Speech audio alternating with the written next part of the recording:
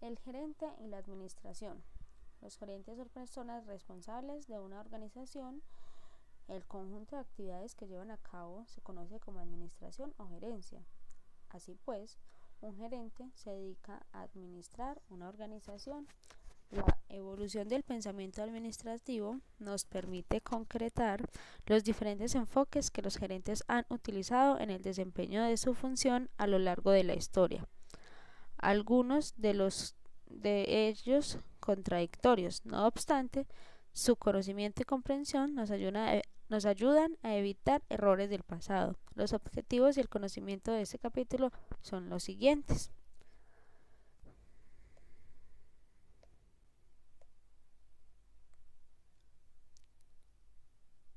Bueno, podemos ver entonces acá los objetivos y el contenido. Los objetivos serían entonces conocer el concepto del espíritu emprendedor, descubrir las funciones clásicas de la administración y las actividades que abarca cada una de ellas, diferenciar los principales niveles organizativos e identificar las responsabilidades de los gerentes en cada uno de estos escalafones, entender las dimensiones y explicar la naturaleza del trabajo administrativo y describir los roles que desempeña el gerente, identificar los enfoques tradicionales de la administración y su importancia en las organizaciones actuales, presentar algunas de las contribuciones al pensamiento administrativo del siglo XX.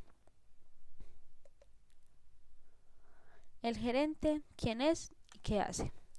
El gerente es la persona a cargo de una organización que, utilizando los recursos puestos a su disposición, trata de alcanzar un objetivo compartido. La visión tradicional considera que el resultado de la organización se debe fundamentalmente a la actuación del gerente, pues lo responsabiliza de anticipar el cambio y aprovechar las oportunidades que se le presentan para conducir la organización al logro de sus objetivos.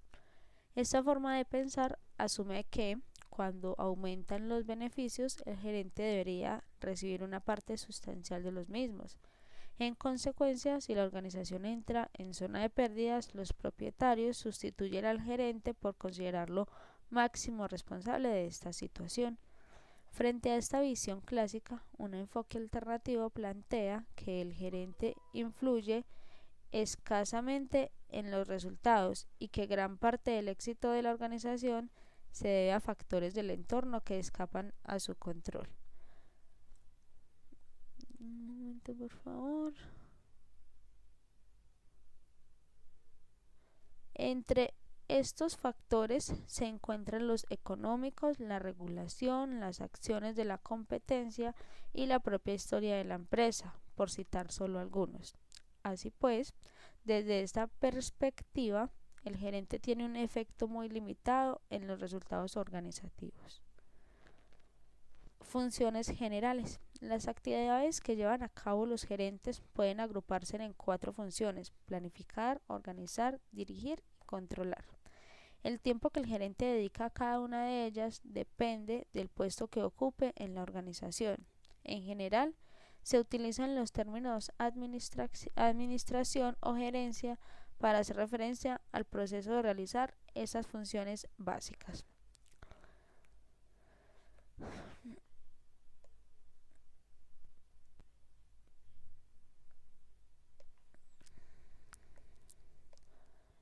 Planificar. La planificación implica a. Formular los objetivos que persigue la organización. B. Determinar los recursos de acción necesarios para alcanzarlos. Y C. Identificar y asignar los recursos organizativos a sus miembros. Históricamente, la planificación se ha descrito como un proceso que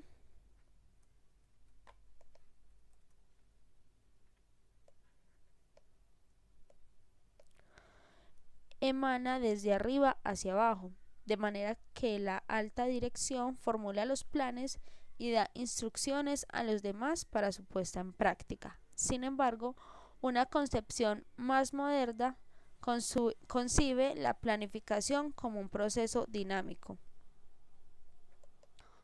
Ofrezco disculpas. Una concepción más moderna concibe la planificación como un proceso dinámico en el que cada uno de los empleados de la organización utiliza su cerebro y las ideas procedentes de los clientes, proveedores y otros grupos de interés para satisfacer mejor las demandas del mercado. Organizar. Una organización es un grupo de personas que realiza sus actividades de forma coordinada para lograr unos objetivos comunes. Organizar consiste en a. Determinar qué tareas hay que realizar, cómo deben agruparse y quién debe llevarlas a cabo. b. Distribuir la autoridad y los recursos entre los diversos miembros. Y c. Coordinar las actividades con objetivo de orientarlas hacia el logro de los objetivos comunes. El enfoque tradicional de la organización implica tan solo crear un organigrama que identificará los diferentes departamentos, marketing, recursos humanos, producción o finanzas, entre otros, y establecerá las relaciones de autoridad dentro de una jerarquía organizativa muy pronunciada, con muchos niveles. Sin embargo, en la actualidad comienzan a utilizarse formas organizativas más planas, con el fin de responder con rapidez a las amenazas de la competencia y a las necesidades de los clientes. Dirigir. Dirigir una organización consiste en orientar la actuación de cada individuo para hacerla converger con las de los demás, eliminando o reduciendo lo que se ha denominado variabilidad espontánea de la conducta individual. Kahn, 1964.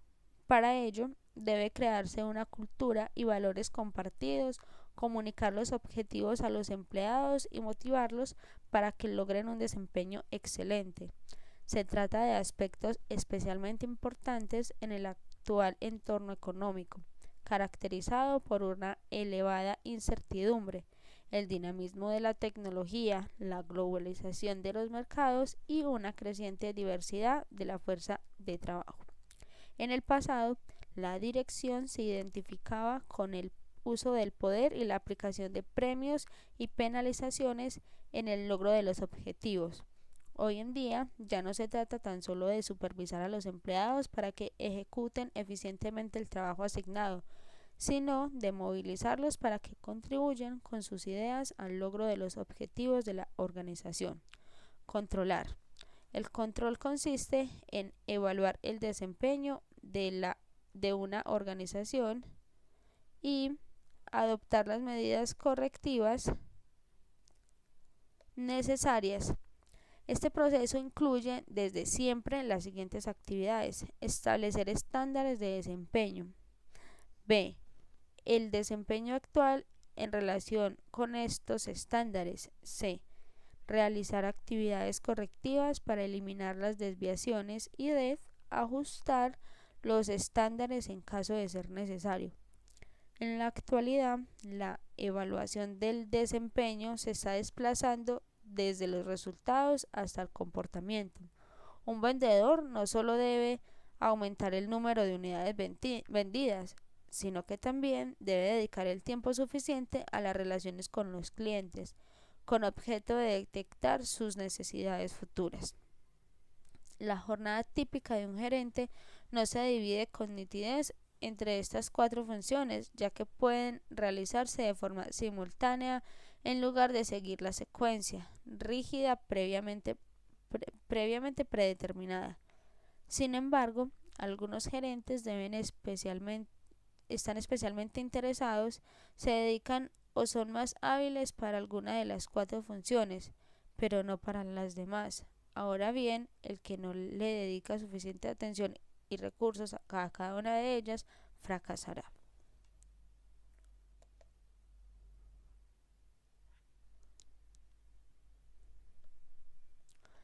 Niveles gerenciales.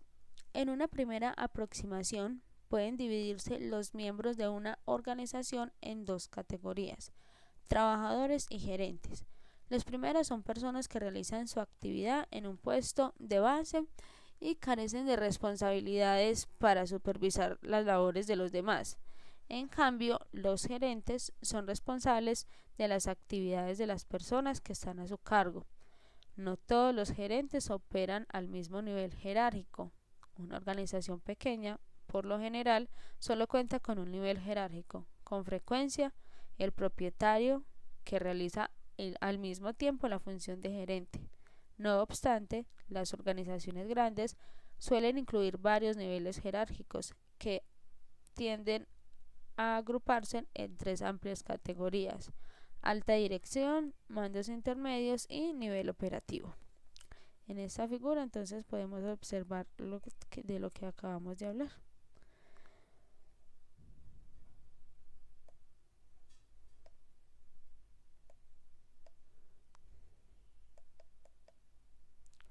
Los gerentes de cada nivel tienen responsabilidades distintas, aunque relacionadas, destinadas todas ellas a aprovechar los recursos de la organización para mejorar su desempeño. Los gerentes de nivel operativo o primera línea dependen de los mandos intermedios y estos, a su vez, de la alta dirección. Alta dirección. La alta dirección es quien administra toda la organización. La constituyen los gerentes que están en la cumbre de la jerarquía, máximos responsables de la empresa. El presidente ejecutivo o consejero delegado de una organización es el gerente más importante y de mayor rango. Una de las principales preocupaciones es crear un equipo directivo cohesionado, grupo formado por los gerentes con mayor responsabilidad en el logro de los objetivos organizativos. Normalmente los gerentes de la alta dirección detectan el título de vicepresidente o director general. Se les denomina directivos o ejecutivos.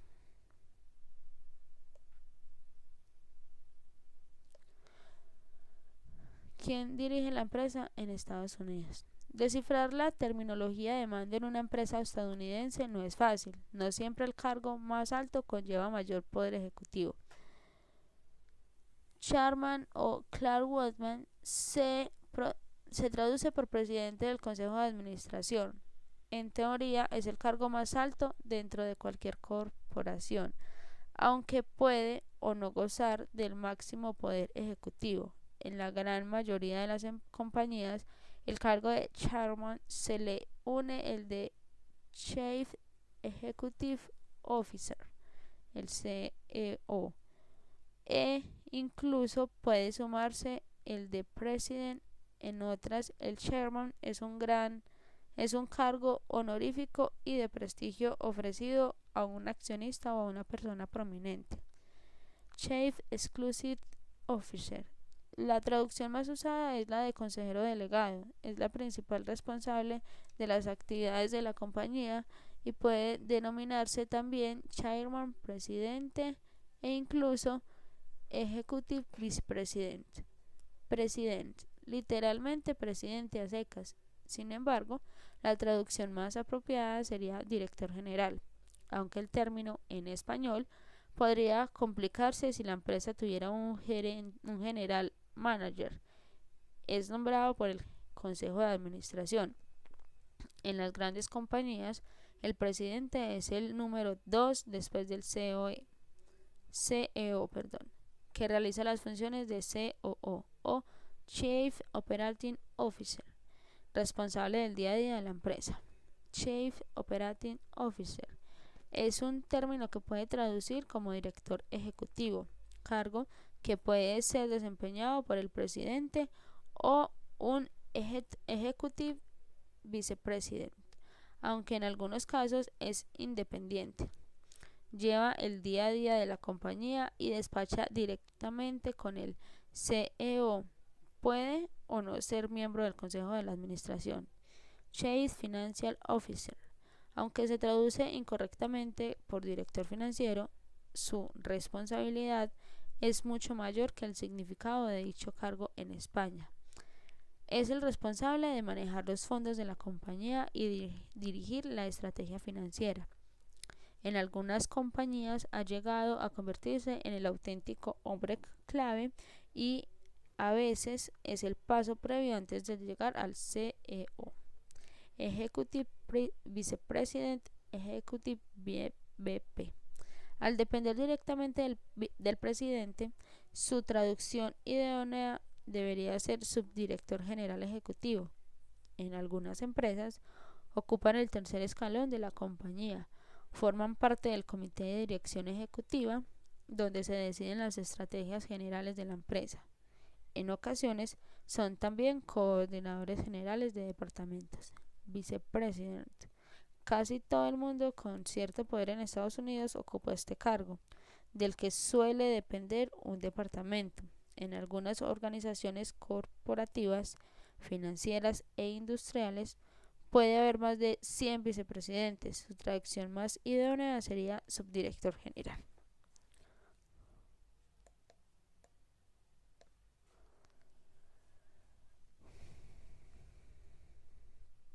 La alta dirección se centra en los aspectos de largo plazo, por lo que se ocupa fundamentalmente de la supervivencia y del crecimiento organizativo. En última instancia, es la responsable del éxito o fracaso de una organización. Su desempeño está sometido al escrutinio constante de diferentes grupos de interés, como los empleados o los accionistas. Entre sus tareas más importantes se encuentra fijar el rumbo de la organización, formular los objetivos a largo plazo, moldear la cultura, fomentar un espíritu emprendedor, controlar el uso de los recursos y vigilar el desempeño. Hoy más que nunca, la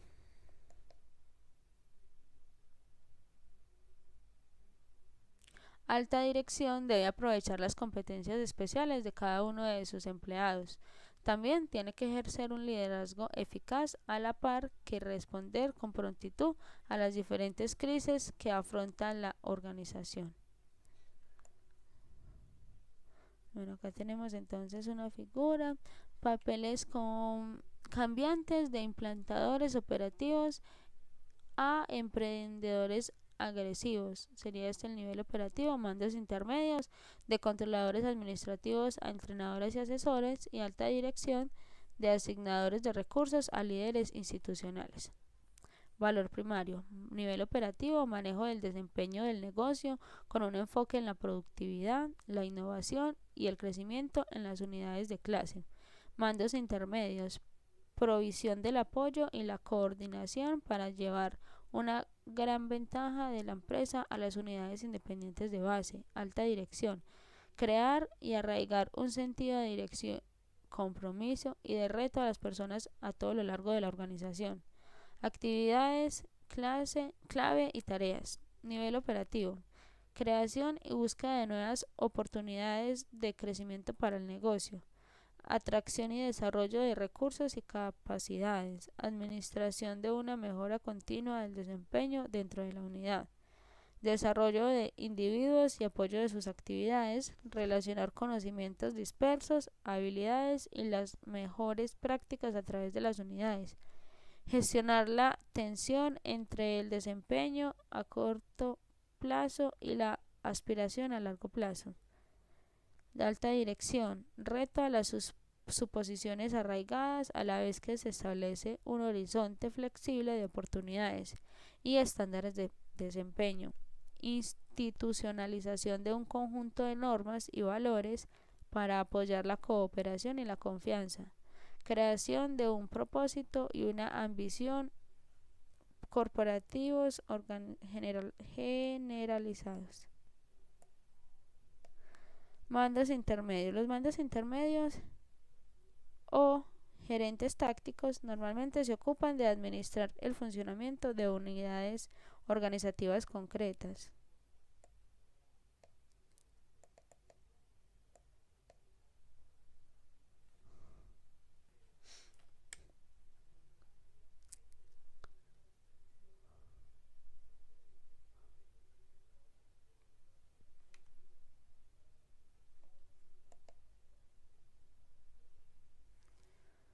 Un momento, por favor. Concretas, tales como las unidades de negocio y los departamentos. Los términos director o jefe normalmente son algunos de los títulos que detentan director de departamento, director de división, director de control, de calidad, director de investigación o jefe de equipo para el desarrollo de un nuevo producto. Su posición jerárquica suele obligarlos a resolver las contradicciones entre lo que espera lograr la alta dirección y lo que puede hacer en realidad el nivel operativo. Sus obligaciones son intentar establecer buenas relaciones con sus colegas, alentar el trabajo en equipo y resolver conflictos.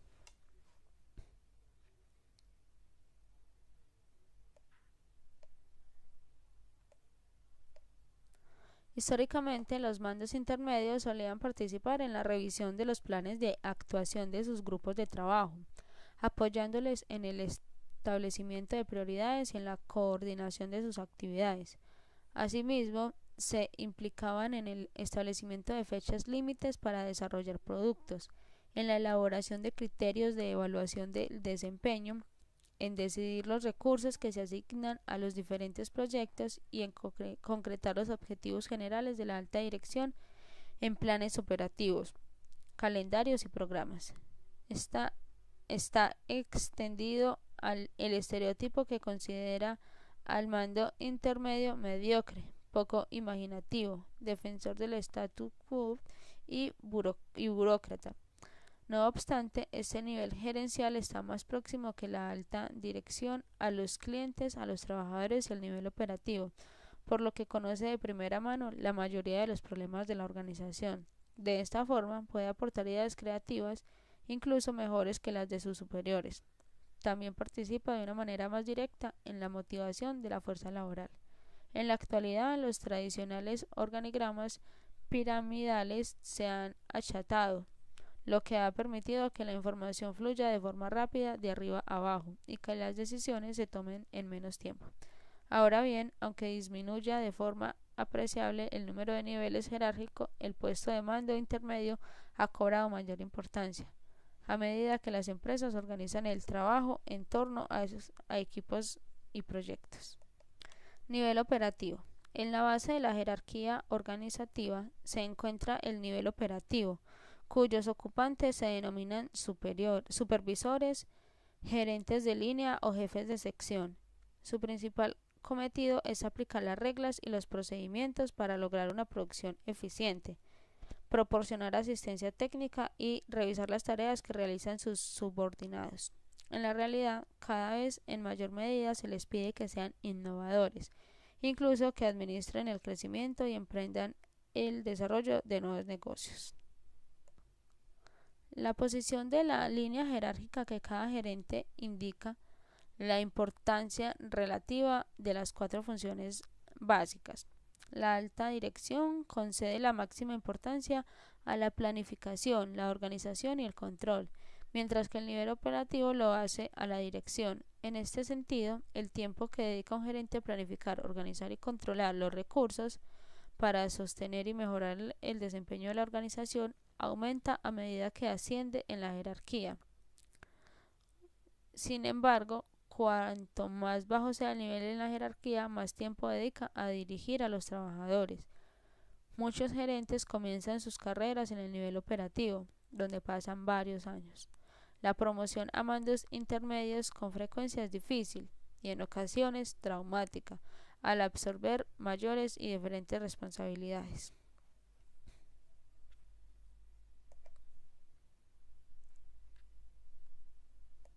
Las tareas y responsabilidades de los gerentes han cambiado radicalmente en los últimos años. De una parte, la dura competencia global que libran por los recursos las organizaciones ha incrementado la presión sobre los gerentes para mejorar el desempeño. Por otro lado, las nuevas tecnologías de la información conceden a los gerentes de todos los niveles acceso a más información y de mejor calidad, además de reforzar su capacidad para llevar a cabo sus actividades. Habilidades gerenciales. Las habilidades se basan en una capacidad adquirida a través de la práctica. Su logro depende de ciertas capacidades previas, coordinación, memoria o razonamiento, de las características de la personalidad, persistencia o aceptabilidad y de los conocimientos, entender las relaciones causa-efecto. No obstante, su principal nota distintiva es que se derivan de la experiencia. Landi y Conte 2004. El gerente necesita estas habilidades para hacer frente a actividades complejas y multidimensionales. Si bien puede enumerarse una larga lista de ellas, agruparlas en tres categorías: conceptuales, interpersonales y técnicas, permite una mayor comprensión. Katz, 1974. Habilidades conceptuales. Las habilidades conceptuales, cuyo desarrollo depende en buena medida de la formación y de la capacitación, incluyen la capacidad de analizar sucesos complejos, percibir tendencias, reconocer cambios y definir problemas. Aunque estas habilidades son necesarias para todos los gerentes, adquieren singular importancia para que la alta dirección, que necesita como ningún otro grupo percibir los elementos importantes de una situación y los patrones generales de conducta. Es por ello que, a medida que los gerentes ascienden por la jerarquía, deben ir fortaleciendo sus habilidades conceptuales, pues de lo contrario sus posibilidades de promoción disminuirán. Así, por ejemplo, un gerente de ingeniería inmerso en cuestiones técnicas, pero sin visión estratégica, no tendrá éxito en puestos de alta dirección, ya que muchas de las responsabilidades en este nivel requieren una perspectiva global de la organización. Habilidades interpersonales. Las habilidades interpersonales se manifiestan en la forma en que un gerente se relaciona con los trabajadores a su cargo e incluyen la capacidad de motivar, delegar, coordinar, persuadir, comunicar y resolver conflictos. Estas habilidades son cada vez más decisivas. Ello se debe a que las organizaciones corren el riesgo de perder a los mejores empleados si sus superiores no muestran respeto ni consideración por ellos. Las habilidades interpersonales pueden aprenderse mediante capacitación y desarrollo, si bien en buena medida son, por una parte, intrínsecas a la personalidad y por otra, deben complementarse a través de la experiencia en el lugar de trabajo. Habilidades técnicas. Las habilidades técnicas son los conocimientos y destrezas que se necesitan para realizar una actividad de la organización. Incluyen el dominio de los métodos, los procedimientos, las técnicas y las máquinas necesarias en algunas funciones, como por ejemplo, ingeniería y producción. También abarcan el conocimiento especializado y la capacidad analítica para resolver problemas en una disciplina particular. Son habilidades muy importantes en el nivel operativo de la empresa. Quienes las poseen suelen promocionar a mandos intermedios después de un tiempo. Estas habilidades se vuelven menos importantes que las habilidades interpersonales y conceptuales al ir avanzando por la escala jerárquica. Ahora bien, hasta la alta dirección necesita algunas habilidades técnicas relacionadas con las tecnologías nucleares de la organización. Maldic y Hayes, 1984. Como muestra la figura 6, la necesidad de ser más hábil en una u otra cosa depende del nivel de responsabilidad del gerente, excepto en las habilidades interpersonales, que son igualmente importantes en todos los niveles.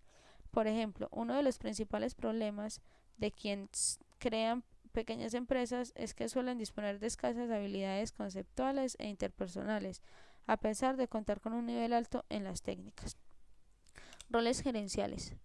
Harry Mintzberg, 1973, agrupó los cientos de tareas específicas que realizan los gerentes en el desarrollo de sus actividades en 10 roles, a conjuntos organizados de conductas, que, a su vez, integró en 3 categorías conceptuales: informativa, interpersonal y decisoria.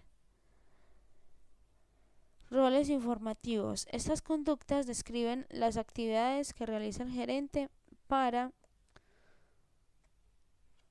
recibir y transmitir información. Incluyen 3 roles: vigilante, difusor y portavoz. El rol de vigilante consiste en la búsqueda continua de información para mantenerse al día de los avances cruciales que podrían afectar el trabajo de la unidad y el propio. El rol de difusor proporciona información a otros miembros de la organización. Muchos gerentes comparten la mayor cantidad de información posible, dada la tendencia a dar autonomía a los empleados de la organización. El rol de portavoz manifiesta públicamente los puntos de vista de la organización. Entre otras cuestiones, transmite información sobre los planes, las políticas, las acciones, los resultados y otros asuntos de interés de su organización al exterior. Roles interpersonales. Pertenecen al campo de la interacción con otras personas y se derivan directamente de la autoridad formal de la organización le otorga. El rol de cabeza visible consiste en cumplir con una serie de deberes protocolarios de naturaleza legal o social. El rol de líder abarca la relación con los subordinados con objetivo de motivarlos e incluirlos en ellos. El rol de enlace se refiere a la creación de una red de contactos dentro y fuera de la empresa. Roles decisorios están relacionados con los asuntos en los que puede tomarse una decisión e intervenir. En el rol de emprendedor, el gerente busca oportunidades para iniciar el cambio, lo cual implica pensar constantemente en el futuro o en cómo llegar allí, considerando los problemas y buscando proyectos creativos para resolverlos.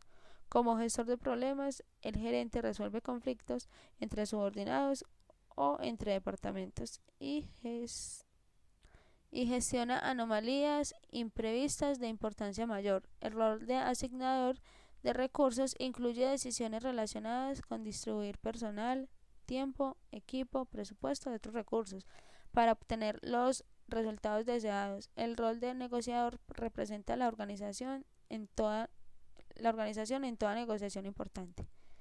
El peso relativo otorgado a los 10 roles mencionados depende de diversos factores: la posición del gerente en la jerarquía operativa, sus habilidades y capacidades naturales, el tipo de organización donde trabaja o los objetivos departamentales. Otros factores, como las condiciones cambiantes del entorno, también determinan qué roles primarán en el momento determinado. Por ejemplo, la alta dirección otorgará más importancia a los roles de asignador de recursos, de enlace o de portavoz.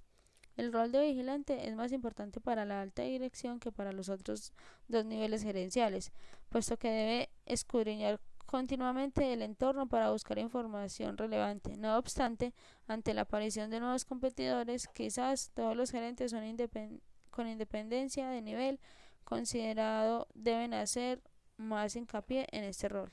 Naturaleza del trabajo gerencial. El punto de vista tradicional considera que los gerentes son pensadores reflexivos, que procesan información cuidadosamente y sistemáticamente antes de tomar una decisión. Sin embargo, los gerentes pasan la mayor parte del tiempo en reuniones programadas. Cuando se combinaban con relaciones no programadas, esta actividad suponía casi el 70% de su jornada laboral. Mixberg, 1973. Como muestra la figura 9, los gerentes apenas les quedaba la quinta parte del día para el trabajo de despacho y alrededor de un 10% para ocuparse de llamadas telefónicas y de recorrer la empresa para ver qué sucedía. En cuanto a la duración, las reuniones programadas duraban una media de algo más de una hora, con una oscilación de entre poco más de 6 minutos y algo más de 2 horas. La mitad de sus actividades se consumaban en menos de 9 minutos y tan solo la décima parte duraba más de una hora. Las reuniones no programadas eran normalmente más cortas, el promedio de su duración era de 12 minutos. Los periodos de trabajo de despacho y recorridos en la empresa tenían una duración media de 11 a 15 minutos respectivamente, y se ajustaban entre las reuniones programadas y las no programadas. Las llamadas de teléfono eran casi siempre bastante cortas, con una duración mínima de 6 minutos. Lectura 2. Mitos sobre el trabajo gerencial.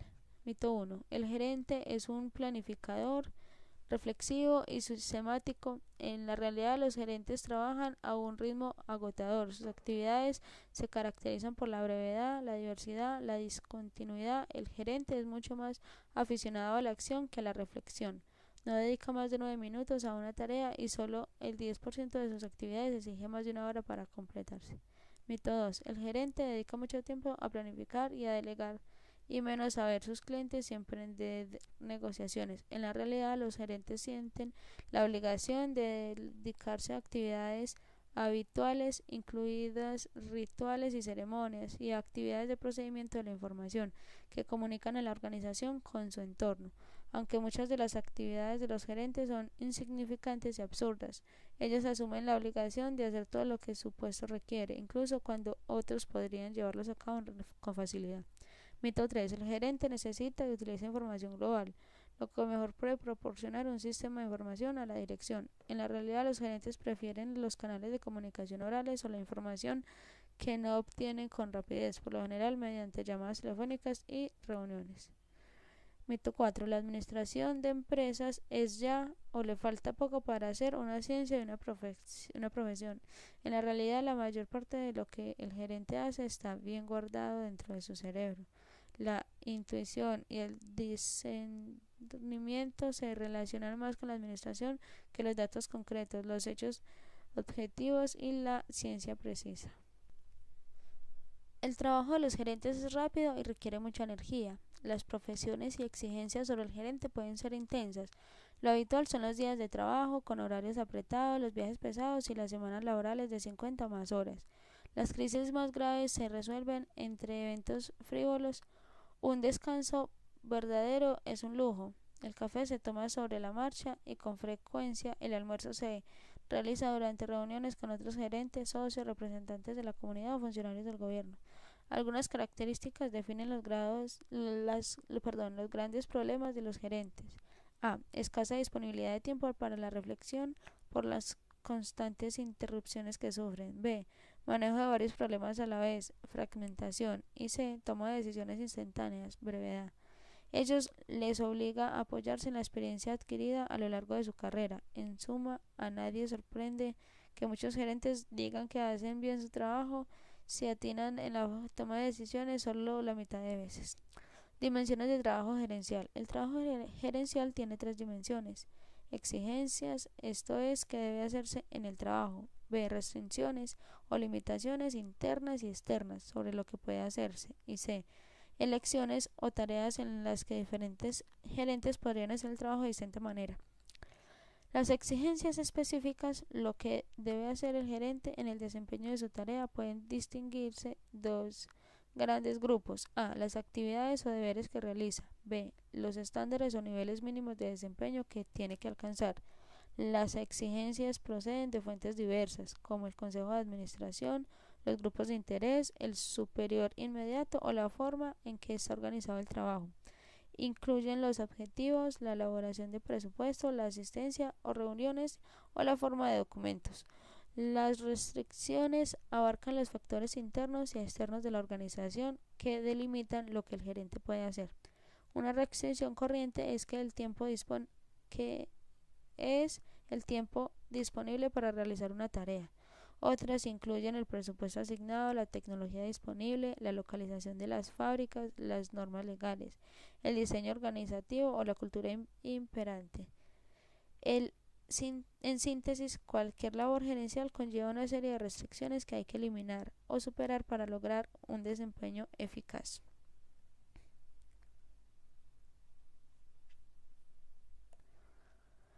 Las elecciones se refieren al grado de discrecionalidad del gerente en el desarrollo de su conducta, sobre todo en lo relativo en qué hay que hacer y cómo hacerlo.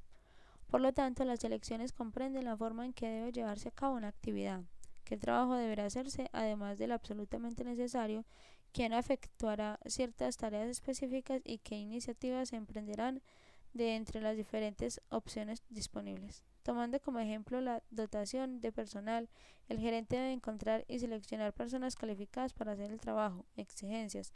Las restricciones vienen dadas por las escalas salariales de la empresa, la oferta laboral, las condiciones económicas generales y las regulaciones laborales.